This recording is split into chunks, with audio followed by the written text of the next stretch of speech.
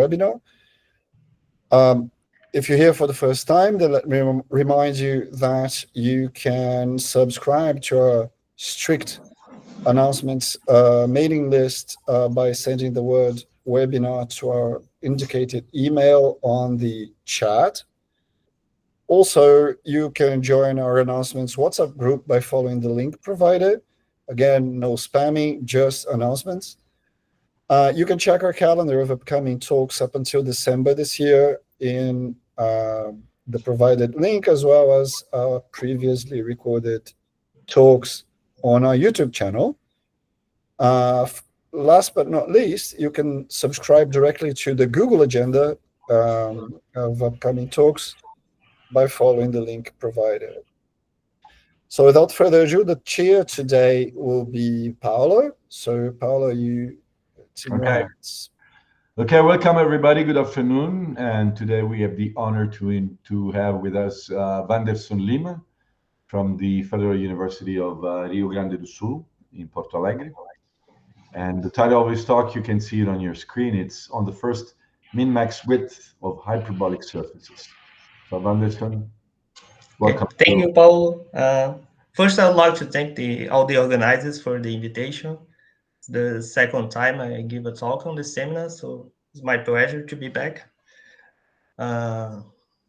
So to start, let me just fix a notation. Along all the talk, I'll be interested in closed Riemannian manifolds. So MEG will be always a closed Riemannian manifold, and my convention is that the dimension is n plus 1. Okay, so as a motivation, let me just first talk about the Laplacian spectrum of such a manifold. So this comes from the following problem, giving a real number, lambda. We would like to find a non-trivial function which satisfies the following equation. And since the manifold is compact, we can prove that for not every real number this is possible. Actually, the set of real numbers where this is possible is discrete and is composed by a sequence which is non-decreasing, always by positive numbers, that goes to infinity. These are called the Laplacian eigenvalues. They depend on the metric. And also, if now with a fixed one such eigenvalue, we can say something about the space of the corresponding eigenfunctions. So we consider the smooth functions, which satisfies the equation for this specific eigenvalue. And we know that the dimension of this space is finite. Okay, so this spectrum is important because it's somehow connected to the geometry of the model. For example, if we know all the spectrum, so we actually have the volume of the model. This is a consequence of the Weyl law, which is a very important result, a classical important result in the area. And here in the context of this talk, it would be very important to talk about this min-max characterization of this spectrum. So this is done in the following way. The idea is that with multiply this equation by f and integrate by parts, we arrive at this following quantity here, which is called the Riemann quotient. So now the idea is the following. Actually, we don't need to consider smooth functions. We just need functions on the subweb space, W1, 2. For each non-zero function, we can consider the Riemann quotient. And now fix a k plus 1 dimensional subspace of the solid space. For each non-zero function on this subspace, we'll take the Rabi quotient. Now we'll take the sub. And then we'll take the inf among all such subspace. So we can prove that this quantity is equal to the lambda k eigenvalue. So this is a nice variational characterization of the eigenvalues, which uses the linear structure of the space.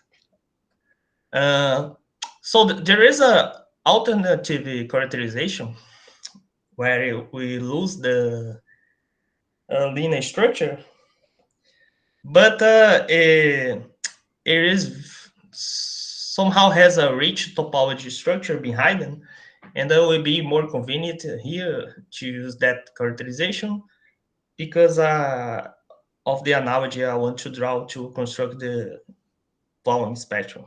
So let me talk about that. So the main idea is that the Rabi quotient is invariant by scaling, right? If you multiply the function but real number, no zero real number, so the quotient is invariant. So inspired by that, we define the following space. Two functions we consider related that if one is a multiple of the other by a non-zero real number. So now if we go to the quotient space, this is a kind of projective subalab space. And this space has a nice topology. It's homeomorphic to RP infinity, which is a space which is very important. And for example, to do Morse theory, which is one of the goals here, is very convenient. So now how to describe the new min-max characterization. As I said, the Rabi quotient is invariant by scaling. So it is well defined on this new space on class of functions.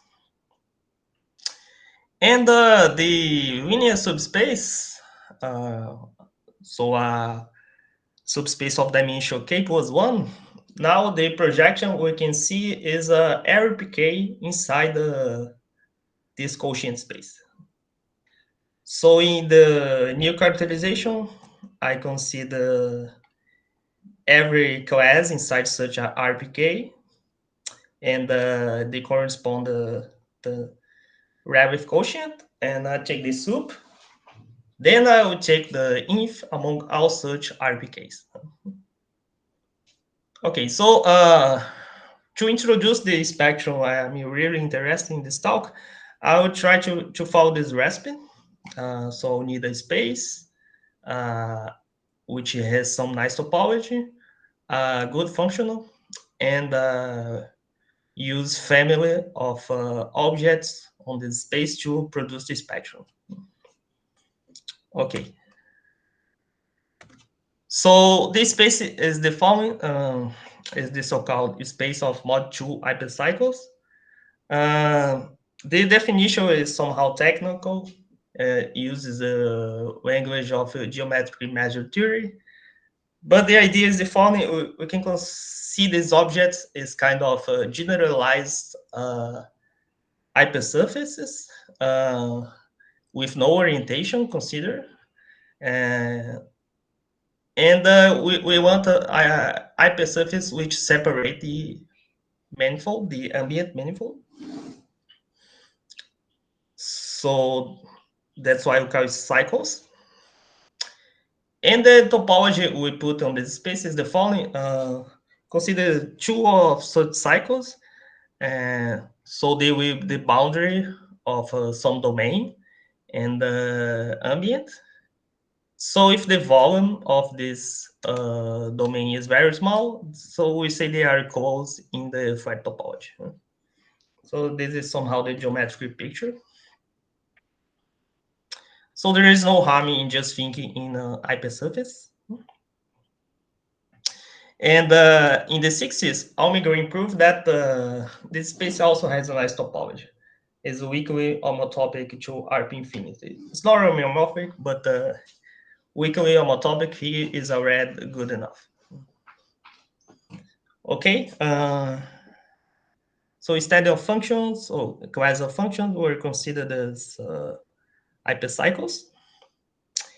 And the function I will consider is the n-dimensional volume. So these are n-dimensional objects, and they could have singularities, but they are controlled.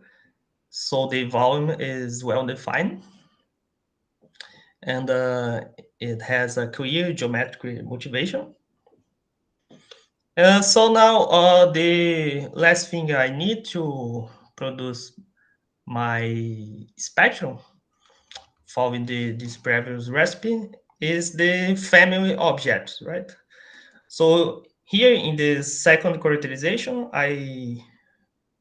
instead of a linear subspace, I use families of a class of functions. Right?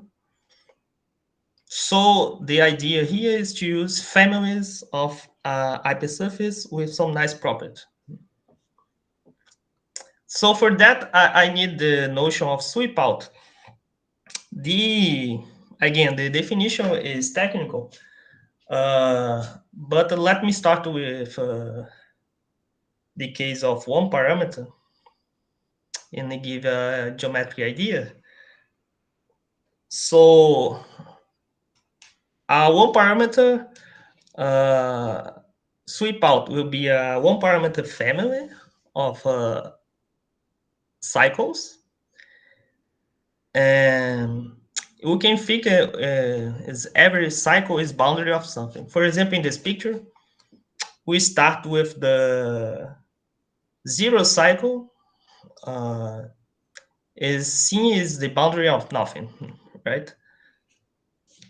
So as you move in time, so we can parameterize by some interval of time. I'll have these new cycles, which are boundary of, let's see, is boundary of something which is at the left of the object. So at the end, we want that after we did that, we arrived at the end, at the zero cycle is the boundary of everything. Okay. So in this way, we sweep out the manifold in such a way that for every point, there is a leaf of the sweep out which contains this point. So in the general case of a case sweep out, the idea we need some parameter space. In the one parameter case, we can just think it is a closed interval. In the K parameter setting, we take a cubical subcomplex of some cube. This is just, we can think it's union of subspace. And we put the restriction that, okay, it would be natural to consider dimensional K, but for technical reasons, we actually consider the dimensionalist K. So for example, such a parameter space could be something homeomorphic to RPK. So we consider maps of this parameter space to my space of cycles, which are continuous in the flat topology, and they are non-trivial in cohomology in some specific sense. I want to avoid the technical details, but the geometric idea now is the following. Remember that in the one parameter case, for every point, there was a leaf on the sweep out that contained that point. Right? So now in the K parameter setting, for every subset of K points, there is a leaf on the sweep out which contains that subset of K points. So in this way, it's more clear geometrically what is a sweep out. Right? So these sweep outs, they play the role that this family of functions played here on this previous construction. Okay, so now we can finally define the volume spectrum. The original definition was by Gromov in a more general setting.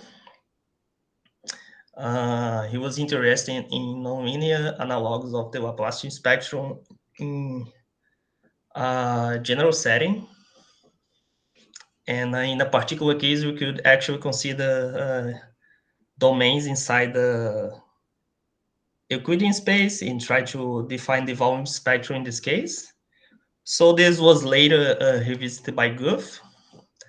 But the definition to close Riemannian manifolds that I will use here is due to Marx and Neves, inspired by the previous works.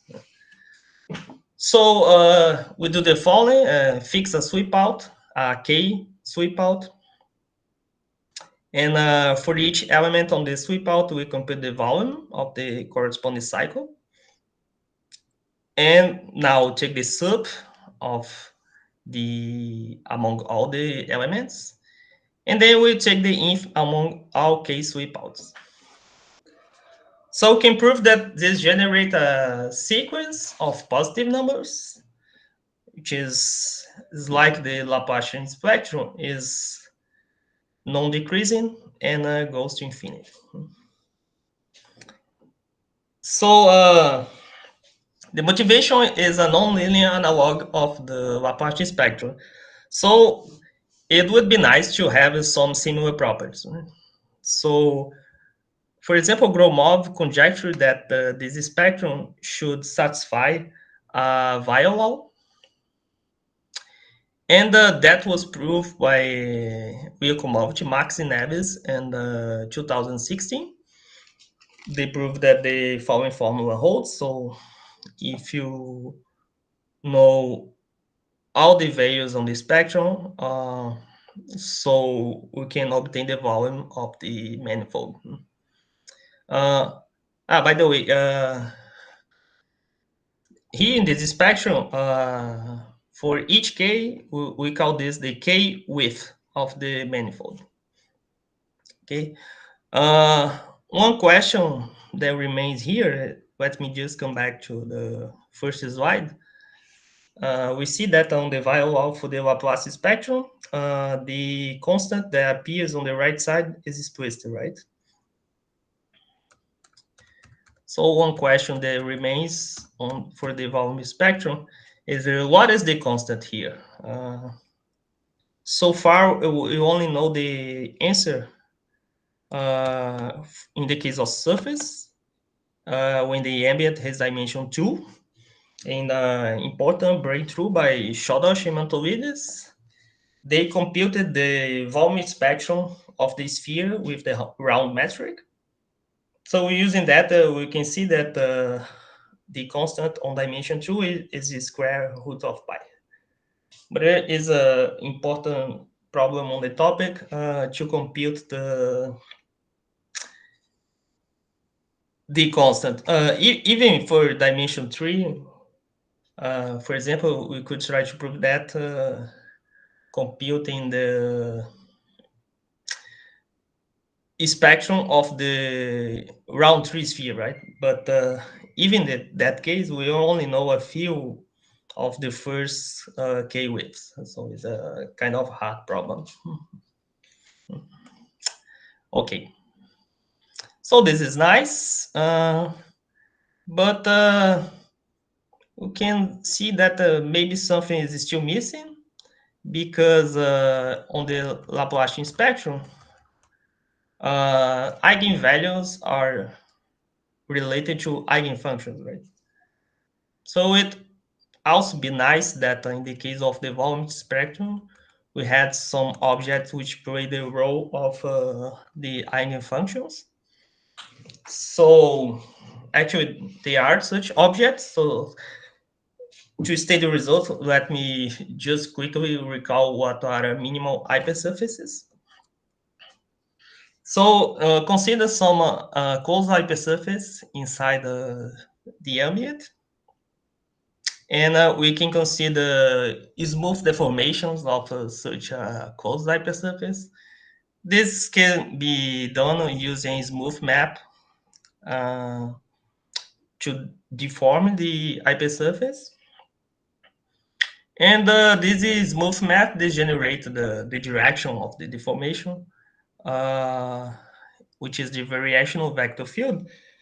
The definition is just if you parameterize by time, the deformation, this is just derivative at time 0.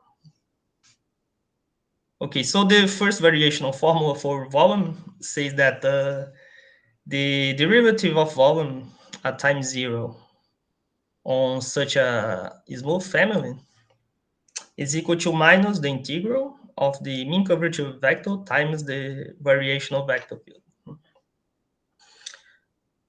So my hypersurface sigma will be a critical point for the volume, meaning that for all such families, the derivative of the volume at time 0 is 0.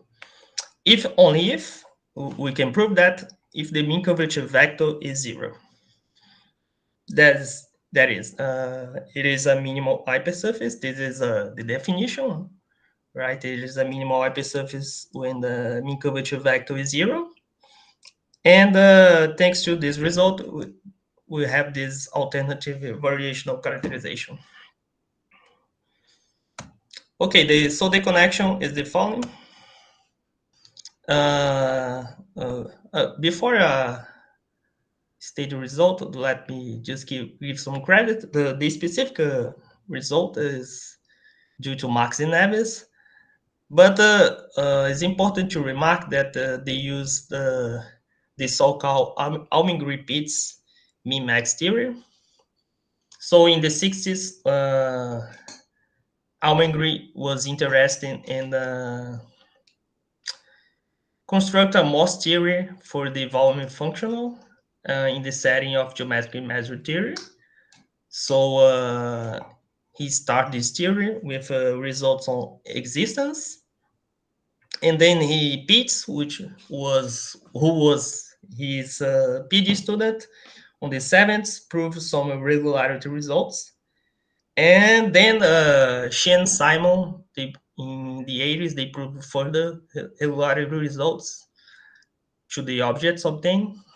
And on these regularity results, which is common in geometric measure theory, we have a restriction on the dimension. So for guarantee smoothness of the objects, we need to restrict to dimensions between 3 and 7. So okay, the result says the following, that the K width is realized by the area of the volume of some hypercycle. But the cycle could have many components, all disjoint, but we know that they are always smooth and embedded. And also the components could come with a multiplicities, right? So the formula is that the K width is the sum of the volumes of this collection with some weights to each such a cycle. Okay. So here in this talk, I'm actually more interested in the case of surfaces. What happens on the case of surface is that the regularity results using just geometric measure theory are not good enough. So we cannot guarantee smoothness. Okay. In the case of surface, the minimal hypersurface are just geodesics, right? So we'd like to obtain a closed geodesic. So we can guarantee, what we can guarantee using Alming-Pitts is that we obtain a geodesic network. It's a kind of a graph such that the edges of are geodesic segments. Okay, but it was something that people use it in this theory. They combine these techniques with other techniques coming from PDE theory.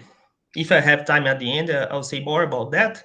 But you can use the Allen-Kahn equation together with Alming-Repeats min-mass theory to prove the following. So this is due to Chodoshin Matovides on the same paper that they compute the constant on the via wall.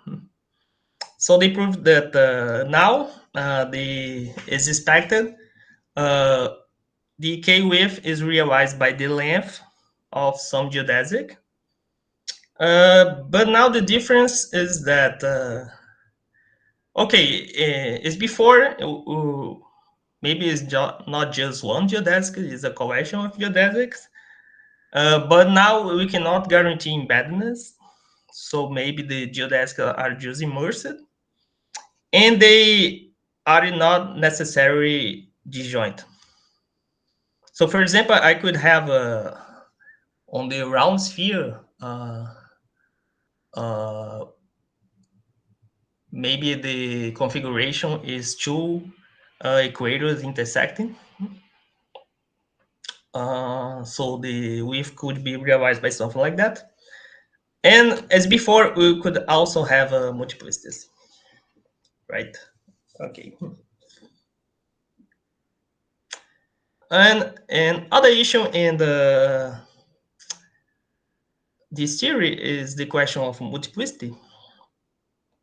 So let me come back to the case of the Laplacian spectrum. As I said before, we know that for each eigenvalue, the corresponding eigenspaces has finite dimension. But we don't know a priori what is the dimension. It could be very high. But on the seventh, one of my favorite mathematicians, I'm a great fan, Uhlenbeck, she proved that for a generic choice of metric, each eigenspace for every eigenvalue is one-dimensional. Here, generic is on the Barry sense. So we could ask the analogous question to the volume spectrum. The correct statement here is the following: the multiplicities are encoded in these numbers here, right? So the right statement would be asked that all such numbers are equal to 1. So this was conjectured by Marx and Neves in 2015, and dimensions between 3, 7. They proved the conjecture in the case of one parameter. And then later, Chodoshin Montolides, they prove for every k, every number of parameters in dimension 3. And finally, Zhu, Jingzhou, he settled the conjecture in all cases. So again, dimension 2 is different. So what happens? So multiplicity 1 is actually not true. We had a previous result by Nicolau X for some class of ellipsoids, but the stronger result is very recent. Max Kuhl, together with Sarnatario Stryker, they proved last year the following. Fix some natural number, L, and so there is an open set of metrics, L, on the two sphere. Each such metric has positive curvature. And now for k between 1 and L, the k width is 2 pi k. And the configuration which achieves this value of the k width is k copies of the same geodesic. So here we don't have multiplicity at all. It fails miserably. Okay. So just to give some context, Vanderson, Okay. in dimension greater than 7, the conjecture doesn't mean the genericity doesn't hold. Yeah, it's a good question. The problem in right the dimension is always the question of regularity, right?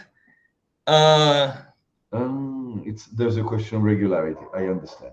Okay. Yeah, because the existence result holds, but now the objects can have singularities. So we have to be careful how to state the multiplicity result. But we have recent results that prove that until dimension 11, if I'm not mistaken, if you perturb the metric, we can achieve regularity. Smooth regularity, I mean. So we could ask if maybe for such a generic metric where we have the full regularity, multiplicity 1 is still true. As far as I know, this is still open, but I'm not sure. But it is a good question. Okay. Okay, so just to give some context. So why bother define such a complicated spectrum, right? Okay, there is this nice result, which is the Violon. So we have some analogy with the Laplacian spectrum, but it would be nice also have more deep reasons to define that. So we can say that the recent history started with the solution of the Lima conjecture in 2012 by Max and Neves. So this is conjecture about the lower bound for a type of energy for tori in the Euclidean tree space. So to do that, the Marx and Neves, they kind of resurrected Almagren-Pitts min-max theories, because since the 80s, people didn't use this theory anymore, so they resurrected and kind of expanded the theory. And so another application right after that was together with Hegel. They used similar techniques to prove the Friedman-Hell-1 conjecture about the energy of links on the Euclidean space. So it's similar in the sense that the energy is minimized by a specific link, which is somehow connected to a torus. Right? Okay, so after that, they start the work to expand Almagren-Pitts theory. And they wanted to apply that for the question of existence of infinitely many minimal surface. So that was a conjecture by Yao, which said that for every closed Riemannian tree manifolds, there are infinitely many massively closed minimal surface. This was inspired by the analogous question about the existence of a closed geodesic zone surface. So people were able to prove something stronger than that. So first, now we know that conjecture is true actually for hypersurface in manifolds of dimension between 3 and 7. And we can guarantee actually that the hypersurfaces are all embedded instead of just immersed. So the first breakthrough was by Marx and Neves in the case of positive ridge curvature. Then later, to get with Erie, they proved something much more strong, that for a generic choice of metric, if you consider the union of all embedded closed minimal hypersurface, this is a dense subset of the ambient. So for every point, for almost every point, there is a minimal upper surface passing through the point, which is something crazy. People in working minimal surface theory, we know that in a general setting, prove that there is one minimal surface is a very good theorem. So to prove that something like that is true is crazy. And then finally, on the case of all metrics, the conjecture was settled by Song in 2018. Okay, so this was some contest about this topic, and so some questions people are interested now on this topic are what we can say about the volume spectrum of a specific Riemannian manifolds. How can push further this analogy with Laplacian spectrum? So my results go in this direction. I will start to state my results now. So I'm interested in close oriented hyperbolic surface. We know that each such surface has genus at least 2. So the result is the following. So where I know by Schoedel-Scheinmantel that widths are realized by the length of some configuration of geodesics. And actually for the first width, there is a stronger result just by Mantelidis. He proved that in this case, we can control the number of self-intersections. It is a most 1. And if there is such an intersection, it is self-transverse, and the correspondent curve is a figure 8. So what is the point of my result here? I proved that in the case of hyperbolic surface, there is actually always there is such a figure 8. I mean, maybe we could have no self-intersection at all. The width could be realized by the collection of disjoint simple closed curves, right? But here in the case of hyperbolic surface, we have to have present figure 8, and possibly some simple closed geodesics, which are disjoint for that, and they could be empty in this collection. But we can say that we can control the number of the simple closed geodesics is related to the genus. So is almost 3m minus 3. And another point of the result is that all the components are realized with multiplicity 1. As I said before, in dimension 2, multiplicity 1 is not always true, right? For example, it fails in positive curvature, right? So it's nice to see here in the case of negative curvature that we can guarantee the multiplicity 1 result. Figure and 8, another figure yeah? 8 geodesic means that it has one self-intersection.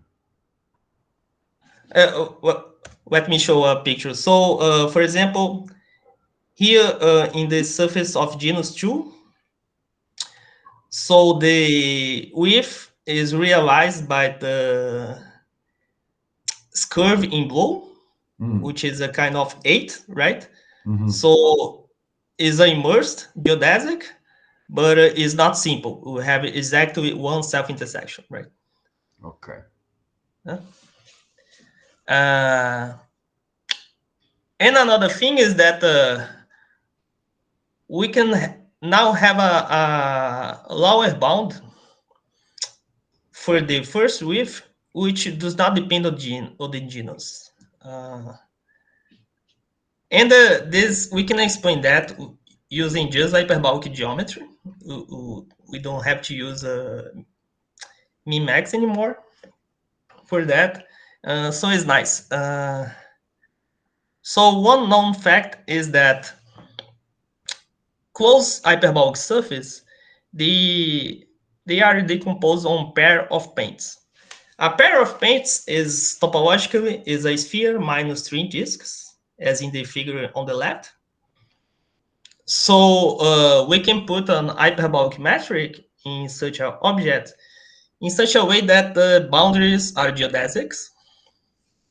And for every 3 real positive real numbers, there is exactly up to diffeomorphism hyperbolic metric, which you realize the lengths of has is 3 numbers, right? Okay, so for example, in the case of genus 2, we can decompose exactly in 2 pair of paints. So of course, here in the picture, so these 3 curves in red, they represent the geodesics in the decomposition. And so for that to work, we have to identify some of the boundary curves on the figure 8 to form the closest surface. In general, for genus M, the decomposition is by 3m minus 3 closed geodesics, and I have 2m minus 2 pair of paints. Now, here is a nice result that every figure 8 geodesic in a hyperbolic surface is inside such a pair of paints. And let me draw the pair of paints now as on this last picture on the right. So the figure 8 is this curve in blue, sigma. And we can use hyperbolic geometry to relate the lengths of these 4 curves by this formula. So here, L1 is the length of gamma 1, and L2, gamma 2, and so on. So, for example, if we send the 3 boundary lengths to 0, this number goes to 3, right? So this explains this bound. And it is strict, right? Because we cannot have the boundary components to be 0. What happens geometrically is that in a pair of paints, if we send the 3 boundary lengths to 0, we are converging to a trispunctual sphere, which has cusp ends and a hyperbolic metric. Okay, so this explains why this bound is true. And I also prove that the bound is sharp. So the result is the following. For each a, positive a, and every integer at least 2, I construct a family of closed surface of genus M with a hyperbolic metric, and A now encodes the value of the systole.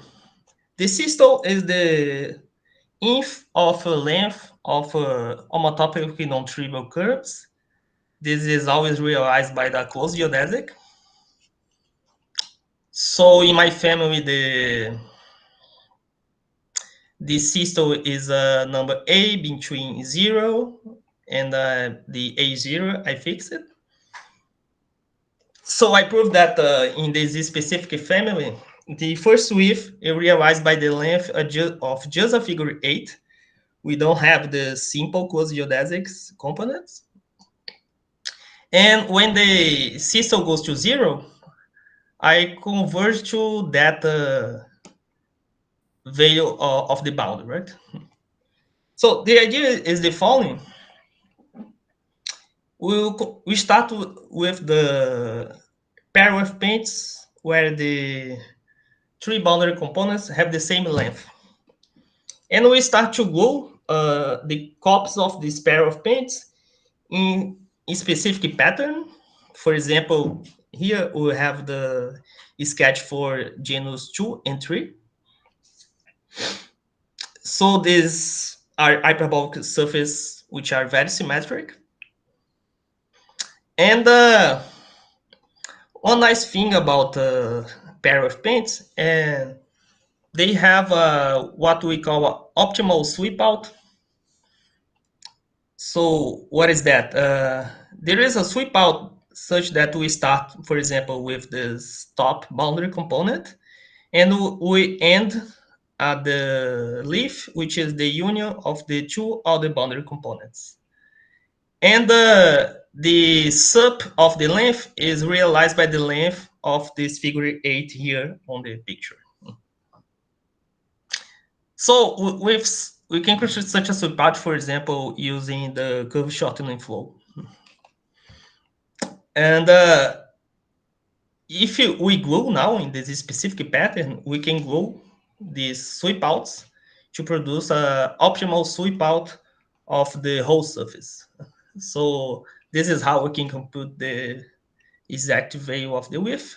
And as before, since A encodes the value of the systole, which we realize now by the boundary components of the pair of paints, I converge to the sharp value of my bound, right? And exploring the analogy with the Laplacian spectrum, we have these following results. So the number 1/4 is special for the Laplacian spectrum of closed hyperbolic surface.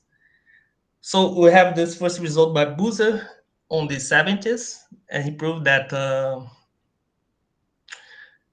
for F genus, there is a family of hyperbolic surface of that genus, such that the lambda 2m minus 2 is almost 1/4 over some small number.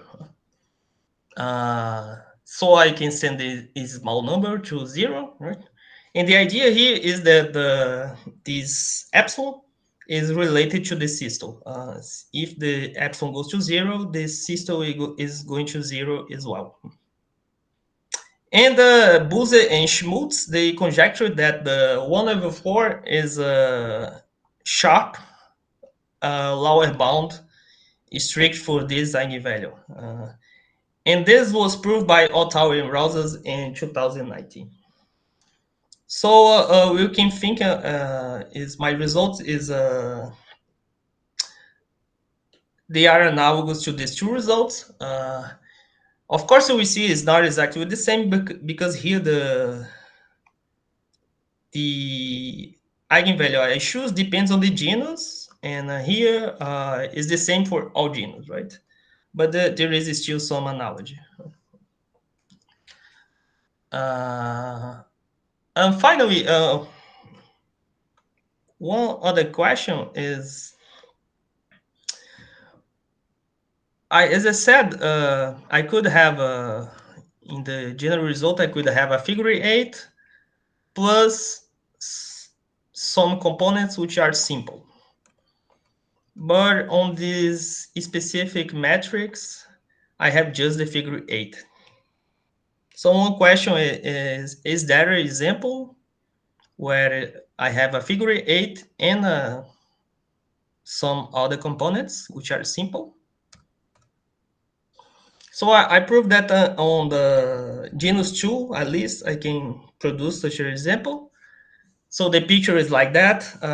The width is realized by the figure 8 in blue in this other blue curve, which is simple, right?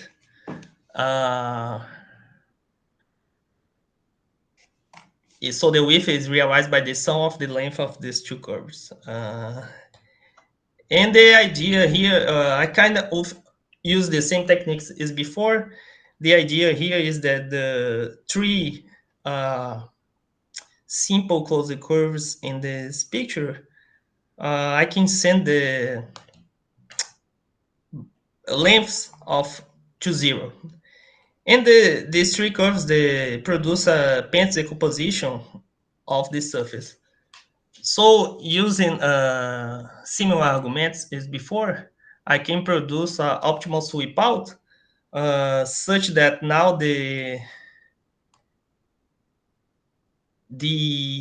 sub of the sweep out is the sum of the length of these two blue curves, right? Do I still have time? You have 4 or 5 minutes. Okay, nice. Let me just come back and say something about the general theory. I just mentioned that there is some connection with PD. So this is via the Alenkern equation. So the idea is the following. Consider a double L potential, which is some real function, which has some nice properties listed here. We can figure a picture like that, right? A double L. And I consider a kind of energy for maps of a manifold to R. So I have a term which is kind of kinetic energy and a potential energy given by this potential I fixed. And I can scale this energy by some number epsilon is done here. So I have now a nice functional. And the critical points of this functional, this satisfy a nice equation, is a elliptic PD, which is semi-linear. So for example, we can use the standard regularity theory to prove smoothness of solutions. We can use mountain pass arguments to produce critical points, which are solutions. So everything works well for this PD. So start in the 80s, people realized that there is some string connection between these critical points of this PD with minimal hypersurface. So the idea more or less is that we consider the level sets of these critical points, and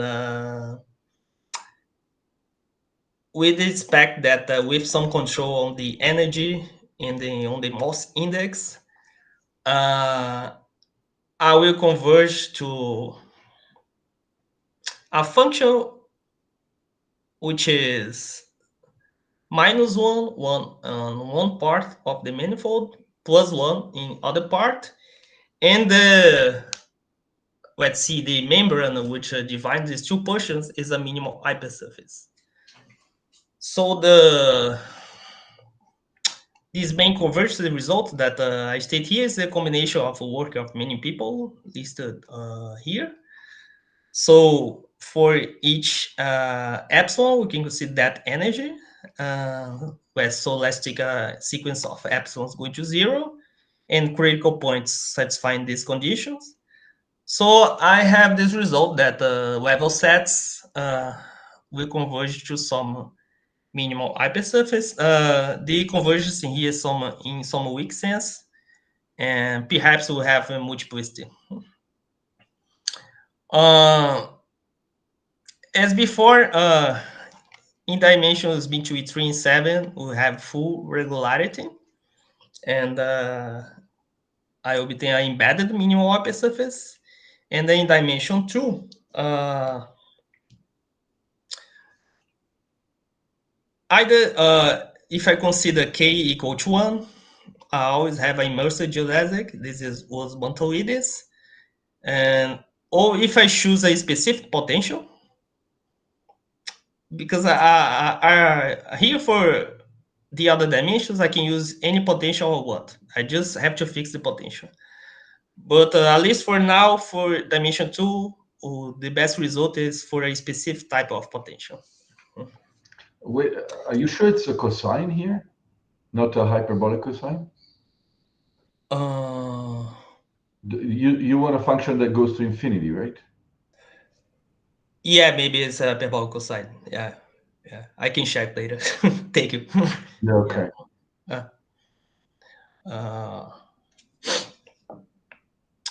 Okay, and we can relate that to the k-widths. So Gaspar and Guaraco, the first Guaraco did that for one parameter, then the two of them did that for any parameter. For this functional, the Lincoln energy, they can consider some nice families of functions and define these min-max values. And on this work, they could compare these values when we send epsilon to 0 with the k-widths of Alming repeats max theory. If I'm not mistaken, they had something like the k-width is less than or equal than this limit. But then they proved in 2020 that the limit is actually equal to the width. This constant H0 is a constant that depends on the potential, right? It's just a normalization. So Shouda Shimoto reads on the work of geodesics, they need this theory to prove the regularity result. And in my results, I need to use this setting, in particular to this result for one parameter, which guarantees that I can control the number of self-intersections by the number of parameters, which in this case is 1, right? In order to guarantee that I will have a figure 8. Okay, so we stop here. Thank you. Okay, thank you very much, Vanderson. So let's open our microphones for questions. Maybe to break the ice, maybe let me ask if, suppose that now you want to say minimize the omega case for within hyperbolic matrix. You fix a genus, then there is if genus is equal to G, then there is a 6G minus 6 dimensional space of hyperbolic matrix. And you want to know which one of these metrics minimizes, for instance, the omega 1. Yeah, that's an excellent question. But I think the problem here is not minimize, but maximize. Maximize, okay. Yeah. Maybe there's no minimum. Maybe you have to take, you have to go to the boundary. What do you say? You have to take the systole going to 0, right? Yeah, right. Because of that. What about the maximum? Yeah, for example, for the systole, is as you said, when we go to the boundary of Takimura space, the systole goes to 0. But Schmoltz, I think in the 90s, he started to study this problem of maximize the systole, and he proved some very beautiful results. And we can always guarantee that there is a maximizer, and any genus. Any genus, and for some specific genus, he was able to find some maximizers. Genus 2. Yeah, genus 2. Boltzmann surface, maybe? Yeah, it's the Boltzmann surface. So I'm really interested in thinking about this problem for the first width. I plan to do that with Pedro Gaspar. We have a project to do that, and actually in my paper I was able to compute the width of the Boltzmann surface. And I would expect the I don't know. I have a guess. Maybe in this case, it could be the maximizer of the first width as well. Yeah, but this is a. I think for me is a fascinating question. Yeah. More questions from the audience. Would anybody like to ask questions? Lucio, yeah, please go ahead. Ciao Paolo, hi Vanderson. Hi, Lucio. Thanks for a very beautiful and interesting talk. I have just some curiosity. If you looked at, it seems likely that your result could also be extended to non-compact hyperbolic surfaces with ends with infinite volume, so no cusps. You think it's? In that case, Okay. do you have discrete spectrum? In that case, do you have discrete spectrum? Yeah. When you have infinite volume, we already have to take care of the definition of the spectrum, because at first we have min-max theory for non-compact manifolds, so works well in some cases, but we should not expect it to always work, because, for example, Euclidean space has no closed minimal hypersurface, right? But yeah, maybe for some hyperbolic surface with Because a nice if structure on the end. Exactly. Sorry? If the end has infinite volume, I don't know if it's true, but they should be likely funnels, right? That you should open exponentially with a hyperbolic cosinus, so you have a lot of barriers. Yeah, to right. bind Yeah. the behavior. Let's say What we about, have what about the hyperbolic plane? What about the hyperbolic plane? yeah, on this case, there is no closed geodesic, right? So yeah. And no discrete spectrum. No discrete. Yeah. So Yeah, maybe for some specific class of infinite volume, we have some control topology, and we know that the ends are funnels. Maybe we can the What about spectrum is finite volume? What about finite volume? yeah, finite volume I think is doable, because now we could expect to always have a closed geodesic. I'm not sure. I think it's a result by Bangert that every surface has of finite area has a closed geodesic, if I'm not mistaken. Every complete surface having finite area. Yeah, I think Bangert proved that. So in this case, it should be doable to construct the spectrum. Yeah, and I think the techniques that I use for the closed case should work well on this case, because there is a analogous pants decomposition. Maybe some pants now are degenerate in the sense that we replace some boundary components with cusps, right? Yeah. But infinite volume, yeah, we have to be careful with the geometry of the model. We have to put some restrictions. Yeah, some topology, of course, for sure. Yeah, for sure. Yeah. Just a very stupid question. All the geodesic you construct by this minimax are non-trivial in homology. Yeah, right. Yeah, because hyperbolic metric, there is no Correct. geodesic which is trivial in homology. Yeah. Right. Because of negative curvature. Yeah, exactly. Yeah. Okay. Of course, on the sphere, we have many examples where the geodesics we produce are trivial in homology, right? But in the setting, because of negative curvature, they are never. Okay. Okay, thanks a lot. More questions?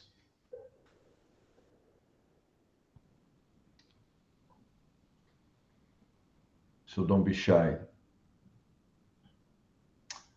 Okay. Well, Vanderson, I think the audience, I don't see anybody raising his hand.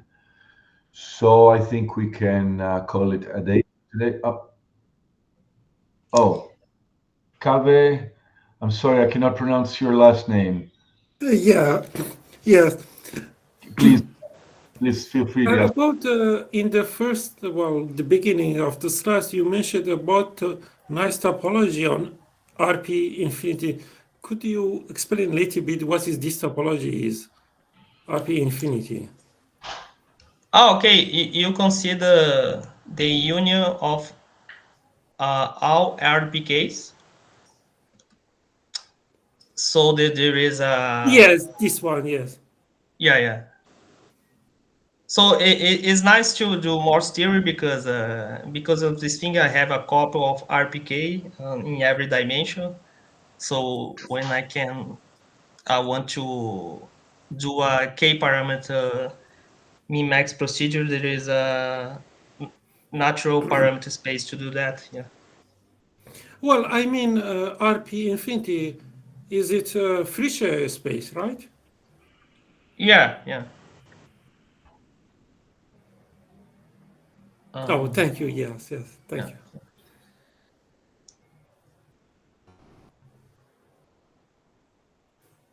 Yeah, thank you, Kave. All right, any other question? Well, if not, let's thank the speaker for this beautiful talk.